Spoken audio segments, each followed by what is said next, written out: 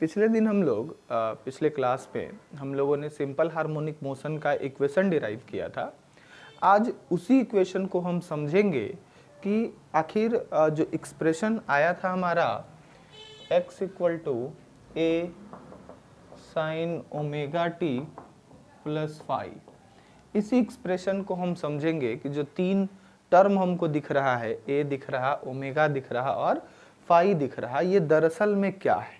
तो देखिए, कोई पार्टिकल जो है ये हमारा सिंपल हार्मोनिक मोशन करता है ना। कोई पार्टिकल जो है ये हमारा सिंपल हार्मोनिक मोशन करता है।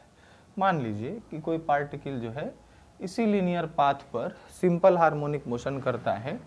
ये O है, ये A है और ये B है। इस O के बारे में आपने कहा था कि सर ये मीन पोजीशन है। इस O के बारे में आपने कहा था कि ये मीन पोजीशन है। मीन पोजीशन का ही नाम हमने दिया था इक्विलिब्रियम पोजीशन। मीन पोजीशन का ही नाम हमने दिया था इक्विलिब्रियम पोजीशन। मीन पोजीशन तो समझ रहे हैं, इक्विलिब्रियम पोजीशन कैसे है सो देखिए। तो आपने कहा था सर कि फोर्स जो होगा वह डायरेक्टली प्रोपोर्शनल होगा x के, और x जो है पार्टिकल का डिस्प्लेसमेंट है कहाँ से, तो मीन पोजीशन से। तो at the mean position x equal to कितना होगा, 0। कहाँ, at the mean position. Mean position पर है ना पार्टिकल का डिस्प्लेसमेंट 0 होगा। तो डिस्प्लेसमेंट 0 होगा तो फोर्स भी 0 होगा। और हम लोगों ने इक्विलिब्रियम डिफाइन भी तो ऐसे ही किया है ना। इक्विलिब्रियम का मतलब क्या, इक्विलिब्रियम वह पॉइंट है ना जहां पर पार्टिकल पर नेट फोर्स 0 लगता है। तो यहाँ पर मीन पोजीशन पर पार्टिकल का नेट फोर्स 0 है, इसीलिए हम लोग मीन पोजीशन को इक्विलिब्रियम पोजीशन भी कहते हैं। खैर आगे, ये हमारा था एक्सट्रीम पोजीशन। ये हमारा था extreme position. Similarly point B भी जो था यह भी हमारा क्या था, एक्सट्रीम पोजीशन।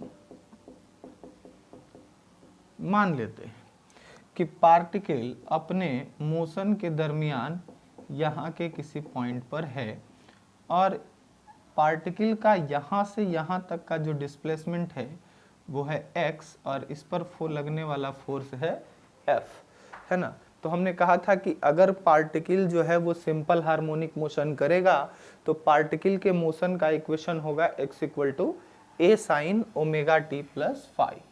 ये पार्टिकल के मोशन का इक्वेशन होगा, है ना। ये कल हम लोगों ने पिछले क्लास में कह लीजिए हम लोगों ने इसको डिराइव किया था। अब देखते हैं इसमें से कि पार्टिकल का एम्पलीट्यूड क्या होगा। पहले टर्म डिफाइन कर लेते हैं, डिफाइन करने के बाद फिर हम जो है उसको समझेंगे कि कैसे मैथमेटिकल एक्सप्रेशन उसको बताता है। तो सबसे पहले हम डिफाइन करते हैं एम्पलीट्यूड। सबसे पहले हम डिफाइन करते हैं एम्पलीट्यूड। तो एम्पलीट्यूड क्या है, तो amplitude it is a maximum displacement, it is a maximum displacement covered by a particle, covered by a particle during simple harmonic motion। Simple harmonic motion के दौरान पार्टिकल जो मैक्सिमम डिस्प्लेसमेंट कवर करता है ना, उसी को हम कहेंगे एम्पलीट्यूड। जैसे हमारा एक जो एक्सप्रेशन है, ये एक्सप्रेशन में x equal to a sine omega t, तो x क्या बता रहा है, x बता रहा है displacement of the particle. x क्या बता रहा है, x बता रहा है डिस्प्लेसमेंट ऑफ द पार्टिकल। अब यहाँ देखिए कि अगर आप x का मैक्सिमम वैल्यू निकालिएगा तो x का मैक्सिमम वैल्यू क्या होगा, तो फॉर हम लिखते हैं x मैक्स। x के मैक्सिमम होने के लिए sine omega T plus phi को क्या होना पड़ेगा, मस्ट बी मैक्सिमम, है ना। x के मैक्सिमम होने के लिए sine omega T plus phi को मैक्सिमम होगा, और maximum value of sine omega T plus phi कितना होगा, तो maximum value of sine omega T plus phi ये होता है 1। तो जैसे ही sine omega T plus phi का मैक्सिमम वैल्यू आप 1 पुट करेंगे, आपको x बराबर मिल जाएगा a, है ना। तब ये x नहीं रहेगा तब ये हो जाएगा हमारा x मैक्स, है ना। तो x मैक्स हमारा कितना हो जाएगा, x मैक्स हो जाएगा हमारा a। यहाँ लिख देते हैं कि x max equal to a, है ना, x max equal to a। तो एम्पलीट्यूड को इसीलिए हमने डिफाइन किया कि यह जो है पार्टिकल का मैक्सिमम डिस्प्लेसमेंट है, ठीक है। अब चलते हैं आगे, हम अगर डिफाइन करेंगे इसका वन ऑसिलेशन, कि वन ऑसिलेशन क्या है। वन ऑसिलेशन, मैक्सिमम डिस्प्लेसमेंट को हमने कहा क्या, एम्पलीट्यूड। तो देखो ना, अगर फिगर में आप एम्पलीट्यूड दिखेंगे तो पार्टिकल अपने ऑसिलेशन के दरमियान यह OB दूरी जो है मैक्सिमम डिस्प्लेसमेंट करता है, या ये OA दूरी भी मैक्सिमम डिस्प्लेसमेंट करता है। तो आप इसी को लिख सकते हैं कि एम्पलीट्यूड A बराबर कितना है, OA बराबर कितना है, OB है ना। अब हम डिफाइन करते हैं कि वन ऑसिलेशन किसको कहेंगे। तो वन ऑसिलेशन मीन्स कोई पार्टिकल O से शुरू किया, B तक गया, B से फिर O पर आया, वहां से फिर A पर गया, और A से वापस रिटर्न होकर के O तक गया। तो इस पूरे मोशन को हम कहेंगे वन ऑसिलेशन। दैट मीन्स कि वन ऑसिलेशन को हम डिफाइन कैसे करेंगे, a particle starts from O, then go to B, from B comes back to O, then go to A, and again from A to O. Then this complete motion of the particle is called one oscillation. तो हम लिखेंगे one oscillation of a particle is defined as when particle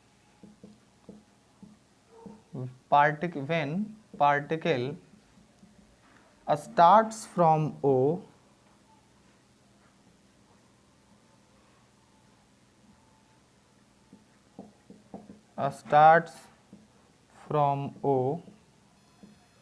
goes to B, then come back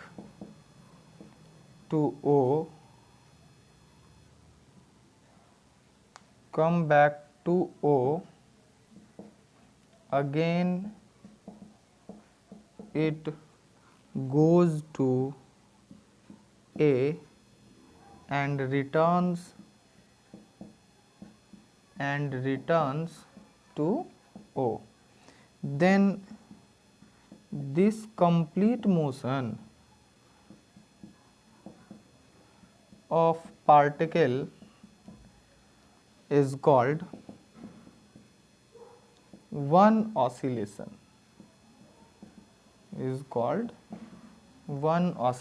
that means हमने one oscillation को कैसे define किया, हमने कहा कि कोई पार्टिकल O से शुरू करता है, B तक जाता है, B से फिर O तक आता है, O से फिर A तक जाता है, और A से अगेन O तक आता है।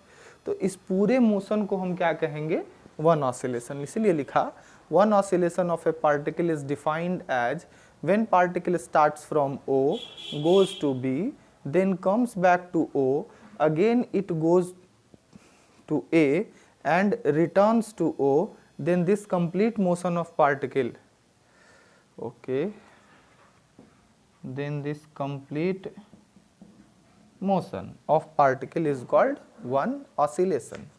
तो अभी आप देखें कि एम्पलीट्यूड किसको कहते हैं और वन ऑसिलेशन किसको कहते हैं। इसके बाद हम जो है डिफाइन करेंगे अगली बार, है ना, कि टाइम पीरियड हम लोग किसको कहते हैं। तो अगला हमारा टॉपिक है टाइम पीरियड, है ना। तो टाइम पीरियड क्या है, this is the time taken by A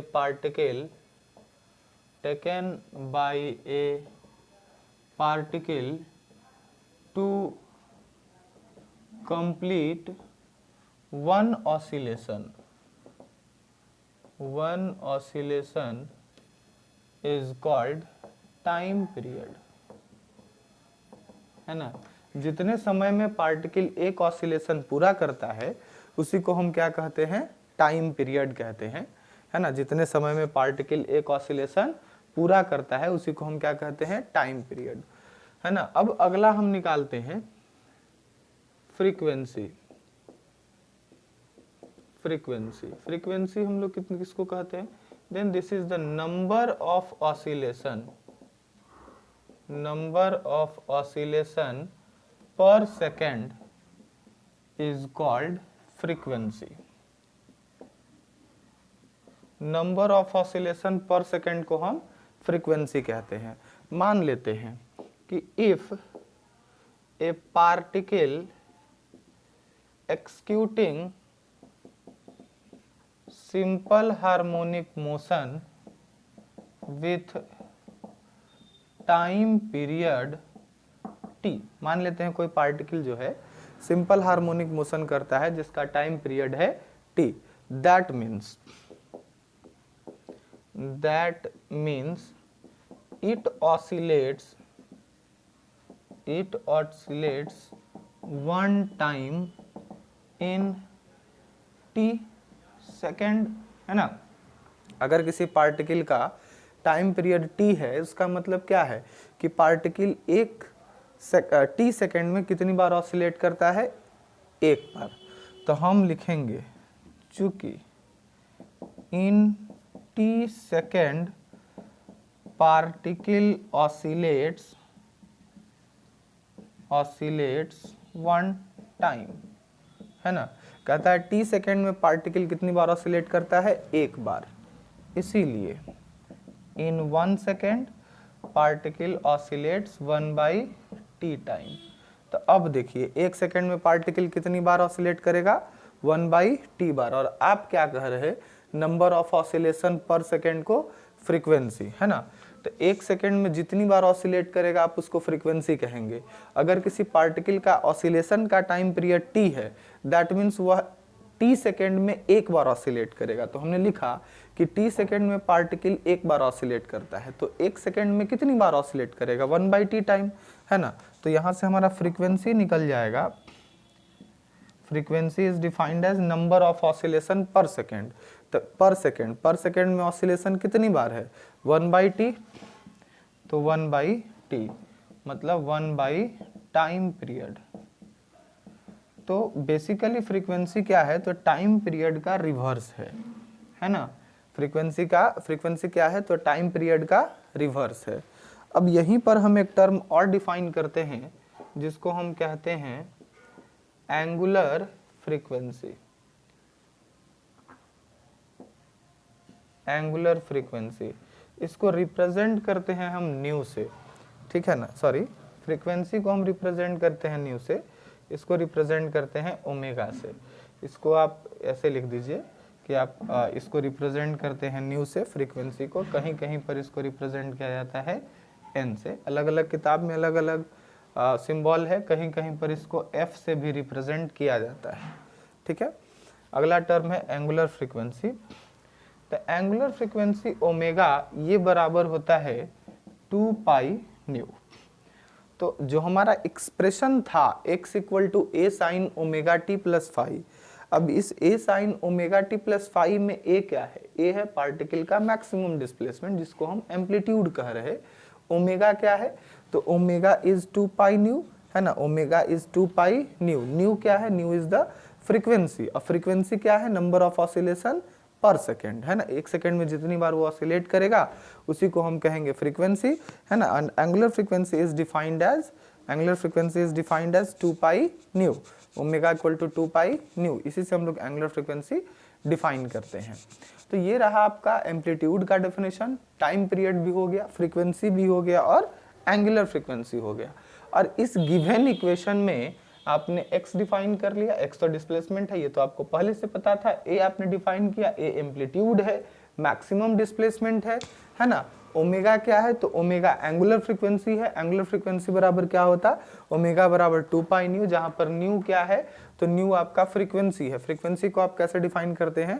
then this is the number of oscillation per second. एक और बड़ा इंपॉर्टेंट टर्म है जिसको हम अपने फिजिक्स में बहुत यूज करते हैं, है ना। वो है फेज, ठीक है। तो आप लोग स्क्रीनशॉट ले लेंगे लिखने के लिए, है ना। लिखने के पर्पज से स्क्रीनशॉट ले लीजिए ताकि आप लोग लिख सकें। खैर आगे हम चलते हैं कि फेज को हम कैसे डिफाइन करेंगे।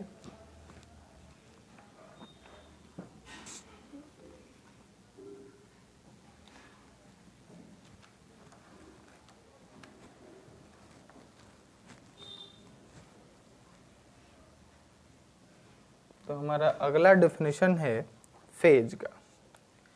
देखो फेज कहता है कि फेज वह मैथमेटिकल एक्सप्रेशन है जो एग्जैक्टली बताता है कि किसी समय पर पार्टिकल कहाँ था, है ना। तो फेज क्या है? फेज एक मैथमेटिकल एक्सप्रेशन है ना। फेज मैथमेटिकल एक्सप्रेशन है जो यह बताता है कि किसी पार्टिकुलर समय पर पार्टिकल कहाँ था, है ना। तो हम लिखते हैं it is a mathematical expression, है ना। यह मैथमेटिकल एक्सप्रेशन है which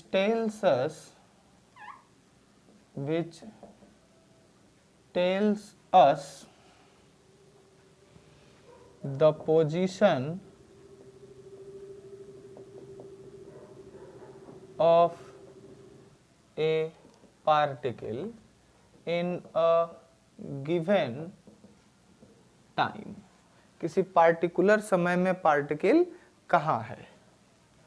ड्यूरिंग ऑसिलेशन, ऑसिलेशन के दरमियान पार्टिकल गिवन टाइम में कहाँ है, यह जो मैथमेटिकल एक्सप्रेशन बताएगा उसी एक्सप्रेशन को हम कहेंगे फेज। जैसे देखो इस मैथमेटिकल इस एक्सप्रेशन में, है ना, हमारा omega T plus five, the term omega T plus five, है ना, ओमेगा टी प्लस फाइव, इसी टर्म को हम कहेंगे क्या? Phase. The term omega T plus five is called phase. Omega T plus five को हम कहेंगे फेज, है ना। अब लिखते हैं फेज बराबर क्या हुआ? तो फेज बराबर हुआ omega T plus five at t equal to zero, है ना। टी इक्वल टू जीरो पर फेज क्या हो गया? फाइव। तो टी इक्वल टू जीरो पर फेज फाइव है, इसलिए हम लोग फाइव को कहते हैं इनिशियल फेज, है ना। इसलिए हम लोग फाइव को क्या कहते हैं? Initial phase. तो आपका जो एक्सप्रेशन था x equal to a sine omega T plus five, जहाँ पर x तो डिस्प्लेसमेंट था, a अननोन था, a को भी हम लोगों ने नोन कर लिया। ये कहा कि एम्पलीट्यूड है, amplitude is the maximum displacement bye particle, है ना, ड्यूरिंग एसएचएम। एसएचएम के दौरान मैक्सिमम डिस्प्लेसमेंट क्या होगा? तो यहाँ देखिए ओबी था या ओए था, तो ओबी और ओए दोनों को ही हम लोगों ने एम्पलीट्यूड कह लिया। दूसरा टर्म आया ओमेगा, ओमेगा को हमने कहा 2 pi new, new is the frequency and frequency is the number of oscillation per second. अगला जो था फाइव, इस फाइव को हमने नाम दिया इनिशियल फेज कि टी इक्वल टू जीरो पर पार्टिकल का फेज कितना है, ठीक है। अब हमारा अगला एक सिंपल हार्मोनिक मोशन का एग्जाम्पल होगा जिसको हम कहेंगे सिंपल पेंडुलम, है ना। इस एग्जाम्पल को हम कहेंगे सिंपल पेंडुलम। सबसे पहले तो बहुत लोग को कंफ्यूजन होता है कि सिंपल पेंडुलम है क्या। तो देखो सिंपल पेंडुलम दरअसल इस एक सिस्टम को कहते हैं जिस सिस्टम में एक मासलेस स्ट्रिंग होता है और यह मासलेस स्ट्रिंग से लटका हुआ होता है मास, है ना। यह मास m है। एग्जैक्टली मासलेस स्ट्रिंग तो नहीं होगा, लेकिन हाँ हम इतना कहेंगे कि if mass of the string is negligibly small, है ना, in comparison with this mass, then the system is called simple pendulum. Simple pendulum में क्या होता है? सिंपल पेंडुलम दरअसल एक सिस्टम है इस स्ट्रिंग का और इस मास का। स्ट्रिंग जो है वह मासलेस है और यह मास है ना। तो अगर अटैच होता कोई मास किसी स्ट्रिंग से, है ना, कोई मास किसी स्ट्रिंग से अटैच होता, तो इस सिस्टम को हम क्या कहते हैं? इस सिस्टम को हम कहते हैं सिंपल पेंडुलम। अच्छा देखिए एसएचएम भी दो प्रकार का होता है। एक को हम लोग कहते हैं लीनियर एसएचएम और दूसरे को कहते हैं एंगुलर एसएचएम। जैसे अभी हम लोग पीछे देख रहे थे तो पार्टिकल अपने एसएचएम के दौरान क्या हो रहा था? एक सिंगल लाइन पर, है ना, आगे पीछे कर रहा था, तो उसको हम लोग कहते हैं लीनियर एसएचएम। लीनियर एसएचएम वैसा एसएचएम है जिसमें पार्टिकल जो है वो किसी एक लाइन के अबाउट सॉरी किसी एक लाइन के अबाउट ऑसिलेट करता है। जबकि एंगुलर एसएचएम में पार्टिकल, है ना, कर्व्ड लाइन के एक अलोंग क्या होता है? ऑसिलेट करता है। मतलब यहाँ जो डिस्प्लेसमेंट निकालेंगे ये कैसा होगा? ये एंगुलर डिस्प्लेसमेंट के टर्म में होगा। जैसे मान लिया जाए कि हमारे पास यही कोई मास है और हमने इसको स्लाइटली पुश कर दिया। क्या किया? स्लाइटली पुश किया। तो जब आप इसको स्लाइटली पुश करेंगे ना, तो मान लेते हैं कि ये यहाँ चला गया, ठीक है, ये यहाँ चला गया। हम थोड़ा सा एंगुलर सेपरेशन बढ़ा देते हैं इसलिए ताकि हमको फिगर बनाने में आसान हो, है ना। लेकिन समझिएगा यह एंगल बहुत ज़्यादा बड़ा नहीं होना चाहिए, है ना। एंगल का भी एक पार्टिकुलर वैल्यू होता है जो भी बताएंगे। मान लिया जाए कि हमने इसको एक डिस्प्लेसमेंट दिया, ये और ऊपर रहेगा, यहाँ पर पार्टिकल ने यह वाला पाथ जो है फॉलो किया, पार्टिकल ने यह वाला पाथ जो है फॉलो किया। तो अब देखते हैं हम कि ये मान लीजिए कि एंगुलर डिस्प्लेसमेंट हुआ थीटा, यह एंगुलर डिस्प्लेसमेंट हुआ थीटा। ये m मास का पार्टिकल है तो इस पर एगो फोर्स इधर की ओर लग रहा है mg, जबकि mg का दो कंपोनेंट होगा, एक तो along this, if this angle is theta, this angle is also theta, if mg is this angle is mg cos theta, and ये अगर ये है इधर, है ना, तो ये बनाएगा 90 minus theta and component becomes mg sin theta, है ना। स्ट्रिंग है तो स्ट्रिंग इस पर फोर्स लगाएगा अपने लेंथ की ओर और वो होगा t। देखिए t और mg cos थीटा एक दूसरे को बैलेंस कर दे रहे, तो अब इस बॉब पर जो फोर्स लगेगा वो कितना लगेगा? तो वो लगेगा mg sin थीटा। हम लिखते हैं net force on the bob. तो net force on the bob, bob इस मास को कह रहे हैं, बॉब और स्ट्रिंग ये इसी सिस्टम को मिला करके पेंडुलम बना है, बॉब और स्ट्रिंग इसी सिस्टम को मिला करके पेंडुलम बना है। तो हम निकालते हैं कि mass net force on the bob कितना है। तो देखो net force on the bob, ये तो t और mg sin mg cos theta तो कैंसिल हो जा रहा, तो बॉब पर केवल फोर्स किधर है? तो इधर है, हम इसको लिख देते हैं mg sin थीटा, ठीक है। अब this force equal to mass into acceleration, तो अब लिखते हैं mg sin थीटा बराबर मास इनटू एक्सेलरेशन, और एक्सेलरेशन a बराबर आपने पढ़ा है d2x by D T square. तो लिखते हैं mg sin theta equal to m into d2x by D T square. m से m कट जाएगा, इसको इधर ले आते हैं, इसको इधर ले आते हैं, तो e हो जाएगा d2x by D T square बराबर g sin थीटा, है ना। d2x by D T square बराबर g sin थीटा। अब चलिए d2x को हम क्या लिखते हैं? d2x by D T square minus g sin theta बराबर 0। अब x क्या है? तो यहाँ पर x जो है ना, ये इस आर्क का लंबाई है ना। x क्या है? अब यहाँ लिख देते हैं कि जो x है हमारा, x जो है ये x क्या है? This is the arc length, है ना, ये आर्क लेंथ है। x बराबर क्या लेंगे? मान लेते हैं ये रस्सी है, इसकी लंबाई l है, ये रस्सी का लंबाई जो है वो l है, और ये है थीटा। तो आर्क लेंथ बराबर कितना होता है? l इंटू थीटा होता है। आर्क लेंथ बराबर क्या होता है? तो आर्क लेंथ बराबर होता है l इंटू थीटा। अब हम यही वैल्यू को पुट करते हैं अपने इक्वेशन 1 में, लिखते हैं put the value of x in equation 1। Equation 1 में पुट करिए, है ना। तो सबसे पहले इसको लिखेंगे d2x, है ना, तो x के जगह हमको क्या पुट करना है? l into theta. तो d2l into theta by D T square, और माइनस है ना, माइनस है g sin थीटा बराबर 0। यहाँ देखिए l क्या है? l is the length of a string जो कि कांस्टेंट है ना। l is the length of a string जो कि कांस्टेंट है, तो डिफरेंशिएशन के बाहर चला जाएगा, हो जाएगा l d2 theta by D T square minus g sin theta बराबर 0। अब l दोनों साइड डिवाइड कर दीजिएगा, तो ये हो जाएगा D two theta by D T square minus G by L sine theta बराबर 0। इस एक्सप्रेशन में देखिए अगर हम पुट करें, अगर हम इसमें पुट करते हैं